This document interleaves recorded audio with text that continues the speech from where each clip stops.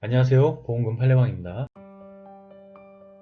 우울장애, 조현 양상장애, 공황장애 병력자가 음주 후 약물을 과다 복용하여 사망한 경우 자살암치성 통화를 하더라도 유서가 없고 유리하게 감정되었다면 자살사망보험금은 부책인지 여부에 대하여 광주지법 목포지원 2020 가단 53980호 토대로 명확히 살펴보도록 하겠습니다. 인정사실, 망인은 2019년 12월 30일부터 2020년 2월 3일 지휘위원회에서 정신과 치료를 받았는데 2019년 12월 30일 및 31일 진단명은 우울장애, 상세불명의 비기질성 수면장애였고 2020년 1월 2일에는 여기에 조현 양상장애, 공황장애가 추가되었으며 수차례 같은 진단이 이어졌습니다. 망인은 2020년 1월 3일 03시 45분경 집에서 수면제로 추정되는 약물을 먹고 쓰러져 119 구급대를 통해 응급실에 실려가 치료를 받은 후 병원에서 5일가량 입원 치료를 받았습니다. 망인은 2020년 2월 9일 19시 20분경 원고인 처 및 아들 H와 함께 목포시에 있는 음식점에서 저녁 식사를 하면서 소주 1병, 맥주 2병을 섞어 마시고 식사 도중 원고와 다투었고 23시 20분경 모텔에 들어가 결제를 한 후 객실에 들어갔으며 그 후 23시 38분경부터 23시 49분경 사이에 원고 H와 사이에 3차례 걸쳐 통화를 하면서 아래와 같은 자살암시성 통화를 하였습니다.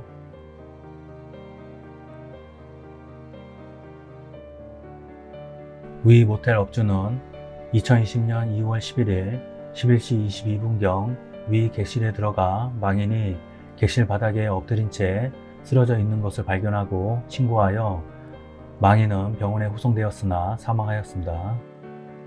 객실 바닥에서는 다수의 알약이 발견되었고 검시 결과 약물 과다 복용으로 인한 약물 중독사로 추정된다는 내용입니다. 아이협회 의료감정원장의 사실조회 회신에 의하면 망인은 사망 한 달 전부터 사망 6일 전까지 우울장애, 수면장애, 알코올 사용장애 등으로 정신건강의학과에서 총 8회 진료를 받은 기록이 있고 사망 당일에는 음주 상태였던 것을 감안하면 망인은 사망 직전 정신질환으로 인한 심신장애로 인해 자유로운 의사결정을 할 수 없는 상태였다고 볼 수 있다는 것입니다. 재판부의 판단, 쟁점, 망인의 사망이 심신상실 등으로 자유로운 의사결정을 할 수 없는 상태에서 발생하였는지 여부, 전문기관이라고 할 수 있는 아이협회 의료감정원이 위와 같이 감정하고 있는 점, 망인의 정신병은 증세가 추가되는 등으로 점차 악화되는 과정에 있었던 것으로 보이는 점, 망인은 약물을 먹고 자살한 것으로 추정되는 바 자살 직전까지도 차량을 판매하는 등 정상적으로 직장생활을 해오고 있었던 것으로 보이는 점, 망인은 유서를 작성한 바 없고 자살을 위하여 신변을 정리해 오고 있었다고 볼만한 사정도 없는 점,